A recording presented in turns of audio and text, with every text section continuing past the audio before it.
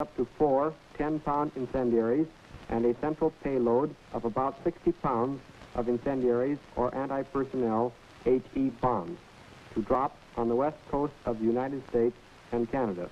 It is then supposed to destroy itself. Several defective units, however, have come to Earth at various locations. Some of these have been recovered, sufficiently complete for detailed analysis and investigation. Back plots from available data indicate that the balloons are released in Japan, probably from the Nagoya district, at about 30,000 feet under prevailing wind conditions reaching velocities of about 100 miles per hour. It takes approximately 4 days to make the crossing during the winter months, when wind velocities are highest. During the rest of the year, velocities drop so greatly that a successful balloon crossing would be rare. These units have been found in areas ranging from Alaska all the way south to the Mexican border.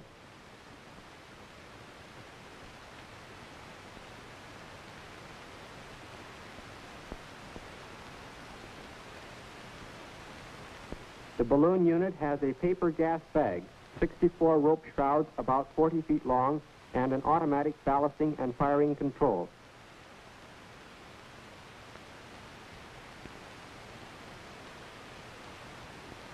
The ballast consists of sand in paper bags. The payload is usually made up of incendiaries and possibly one or more anti-personnel HE bombs.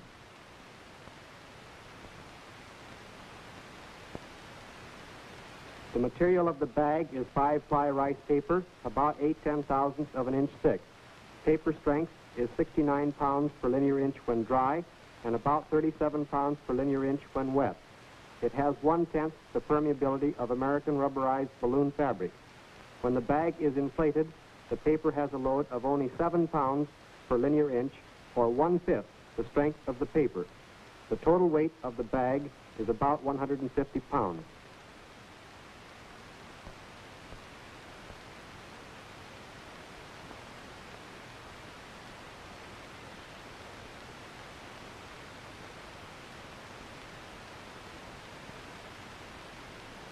The bag is 33 feet in diameter and holds 17,500 cubic feet of hydrogen gas.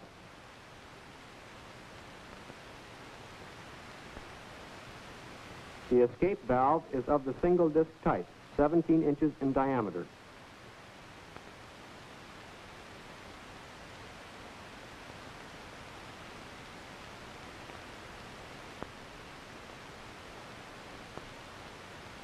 It is made of pressed steel and has a rubber gasket for a seal. Pressure is regulated by a spring. Release pressure is set for 9/10 of an ounce per square inch. The valve is mounted on a 3-leg spider bracket. This is the business end of the balloon, an extremely ingenious device for maintaining a fixed altitude of 30,000 feet and for dropping the payload. It consists of an electrical source, a demolition block,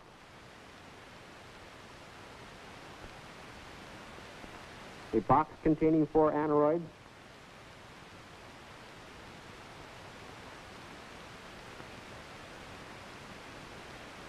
fuse jacks,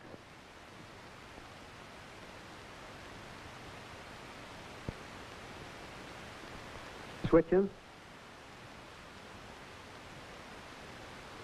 blowout plugs which support the bags used for ballast,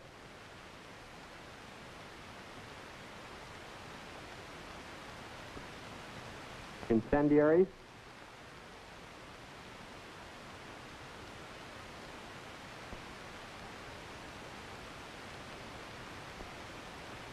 and a central payload.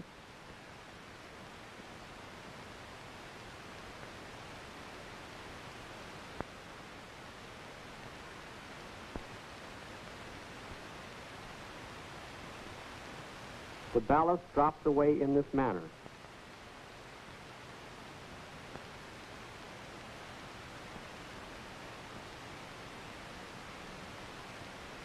Sandbags, incendiaries, and central payload are suspended by means of T-hooks which fit between the blowout plugs. Though they are intended to fire in pairs, blowing either one releases the T-hook.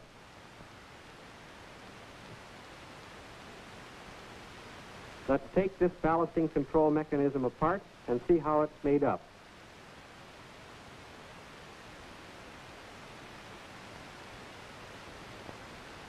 First, the fuse to the demolition block is pulled out.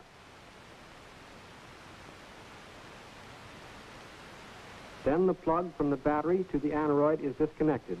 Now, both the battery box and demolition block can be lifted out. Here is the platform on which the battery box and demolition block made their Pacific crossing. The demolition charge is a 2 1/2 pound block of picric acid detonated by a fuse. This charge is supposed to destroy the ballasting mechanism. The battery case consists of 3 celluloid-like boxes, and airspace provides some thermal insulation. A 20% solution of calcium chloride in the middle box acts as a thermal overcoat and is sealed by a rubber plug. The solution helps to ward off freezing of the battery at night and excess heating during the day. The battery within a third box puts out 2 volts and about 10 amps on short circuit. It is a lead-acid wet cell type with 5 plates. Spacers maintain a uniform airspace between the outer boxes.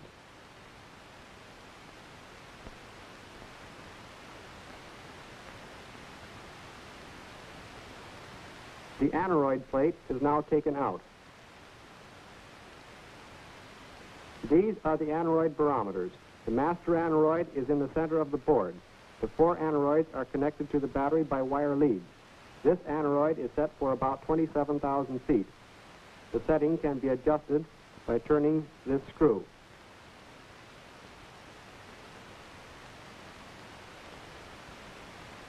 This one is set for about 20,000 feet. It works on a straight make and break contact and can also be adjusted.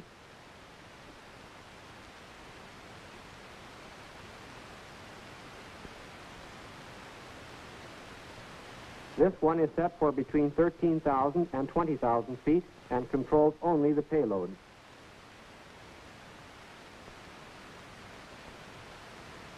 The master aneroid, covered with a cap, controls the dropping of the ballast. Unlike the other 3, it does not close the circuit at a fixed altitude, but only when a preset pressure decrease occurs.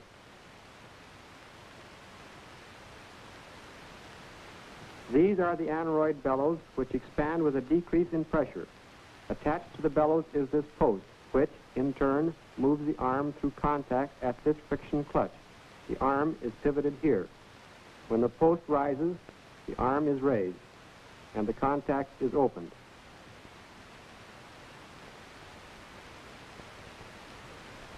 When the bellows pull the post downward, the arm closes this contact.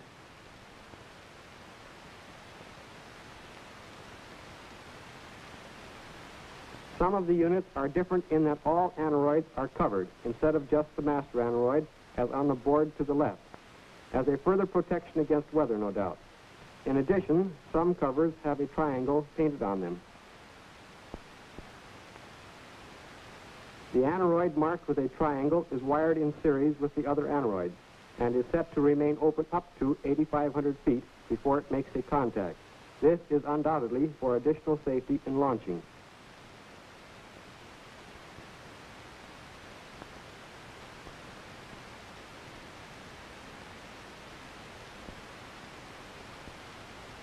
The difference is easily detected because the contact rod is above the contact loop. When the balloon is launched in Japan, this plug is pulled, igniting the long launching fuse, which takes about 55 minutes to burn through to the first jack plugs. During this time, the balloon ascends rapidly until it reaches 30,000 feet, its operating altitude, and starts eastward. When the fuse burns out, this jack plug blows. Closing switches and arming the number 1 ballasting plug.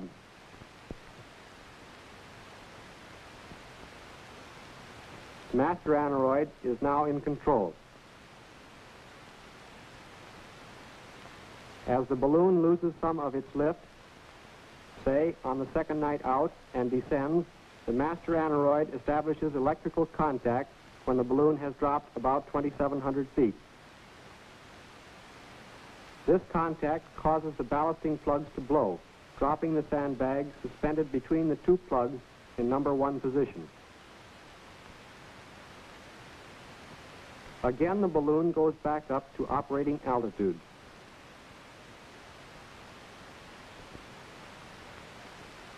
Here is a chart of the electrical and fuse circuits. This is the battery. This master aneroid completes the circuit when the balloon drops 2,700 feet from operating altitude. Should the master aneroid fail, this one takes over and makes contact at 27,000 feet. Should both fail, this aneroid will close the circuit at 20,000 feet. These switches close when the fuse ends blow out of the upper aluminum ring and arm the electrical circuit. The number 1 plugs are ready to fire.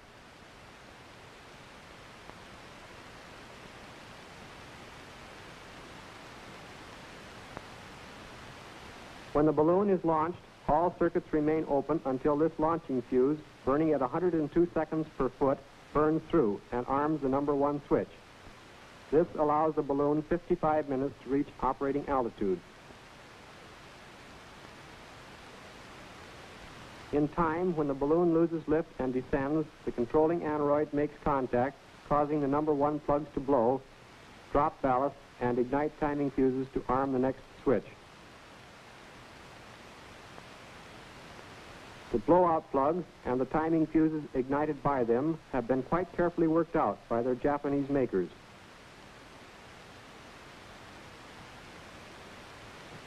The blowout plug, shown here in cutaway section, consists of a chamber for the powder which blows the plug from the ring. This is connected by a small hole to the squib chamber.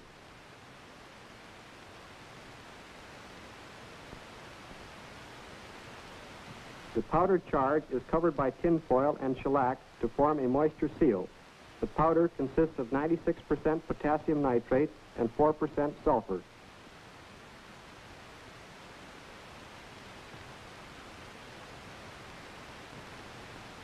The squibs function on the same principle as American squibs, but are much more complicated in construction. The flame from the squib passes through the small connecting hole. Thus the powder burns relatively slowly from the center to the outside. The plugs are eased out, and the rocking of the ballast unit is minimized. The powder flame from the plug ignites the timing fuse leading to the next jack switch. The brass fuse connections are vented for escape of gases. These vents are also moisture sealed. These fuses burn at the rate of 70 seconds per foot and require 2 1/4 minutes to burn through. This allows the balloon time to rise above operating altitude. The fuse finally ignites the powder charge in this chamber of the jack switch connection.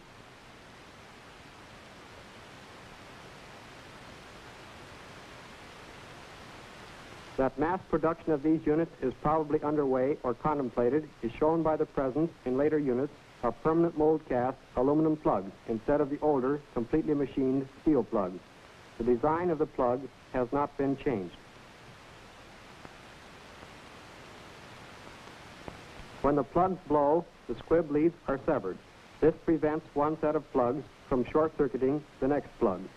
The flash ignites the fuses behind these holes.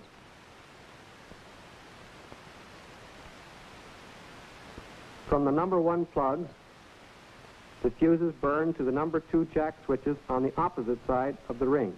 These blow, permitting the jack switches to close and arming the number 2 ballast plug. When the balloon has again dropped a preset distance, the master aneroid makes contact and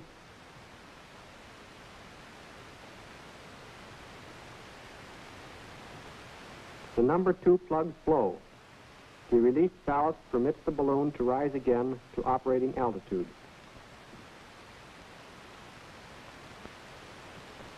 Meanwhile, the blowing of the plugs has ignited the fuses to the number 3 jack switches on the opposite side of the ring.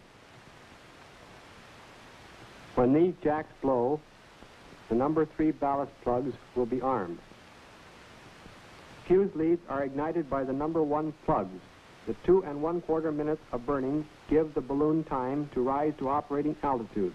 The number 2 switch closes and arms the number 2 plugs.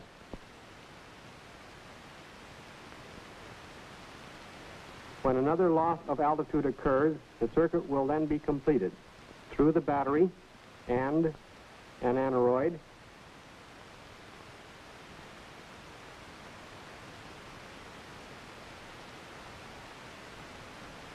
blowing the number 2 plugs, and again igniting timing fuses.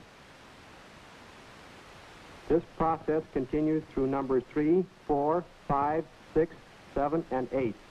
However, when the number 9 jack switch is closed, this arms not only number 9 plugs, but also one of the plugs supporting the payload.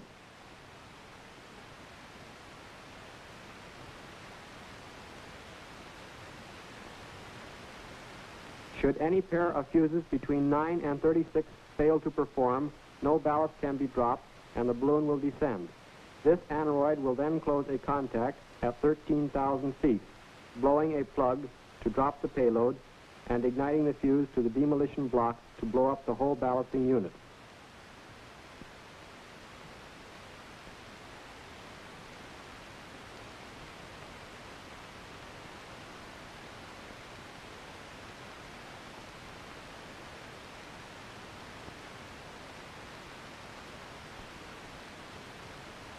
The payload is fastened through this T-hook and suspended from these 2 blowout plugs in the bottom center of the ballasting ring.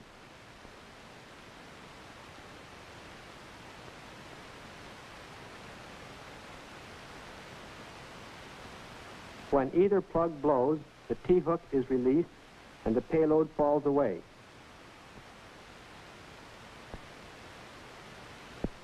The blowing of the payload plug in the number 9 circuit also ignites the fuse leading to the demolition block.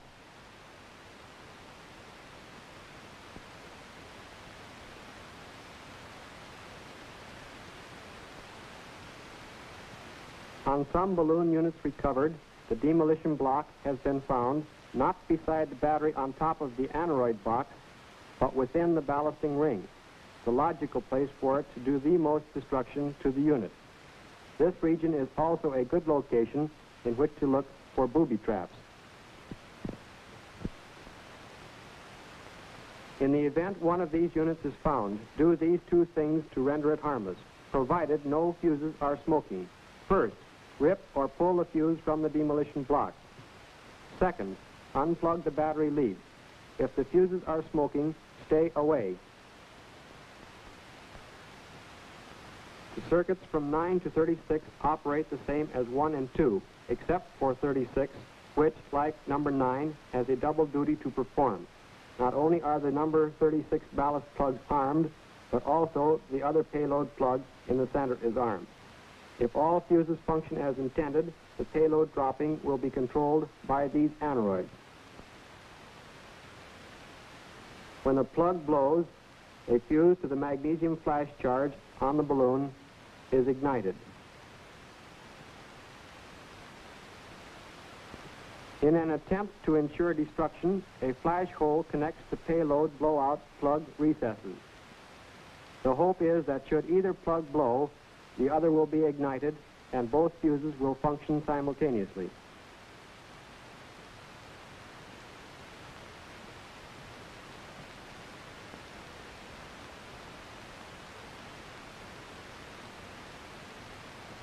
This is the 4th day out, and as the last sandbag is dropped, only the payload remains. Presumably, the lighter-than-air invader is now over our coast. The first incendiary is dropped.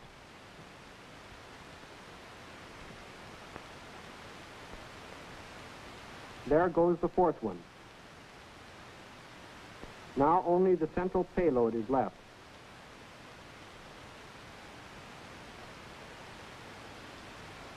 Note that it is suspended from the usual T by means of an S hook. The payload is dropped and the fuse is burning to the demolition block, which will destroy the ballast control unit. At the same time, the fuse leading to magnesium flare is burning. Freed of the weight of the ballast control unit, the bag sails up to higher altitudes where the magnesium flare will ignite the highly inflammable hydrogen. Such are the facts about this ingenious menace. It may come over in larger and larger numbers. Its makeup may change. It may be larger and more destructive than at present.